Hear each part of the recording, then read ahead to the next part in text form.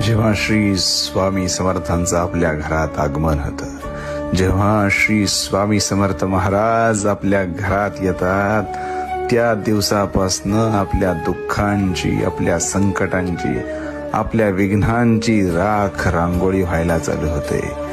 महाराज आपल्याकडे बघतात, महाराज आपल्याकडे दृष्टी टाकतात आणि सांगतात, तुझ्या माग कोण नव्हतं, तुझ्या माग कुणी नव्हतं, म्हणून तुझ्या घरात आलोय.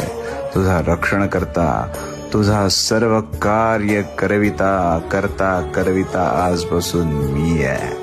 माझी सेवा करत राहा. ह्या सेवेचं फळ तुला एक दिवस असं मिळेल की तुलाच उमगणार नाही की तू काय मिळवलंयस. सगळ्यांना मिळवण्यापेक्षा मला मिळव. मी सदैव तुझा रक्षण करता होईल. श्री स्वामी समर्थ.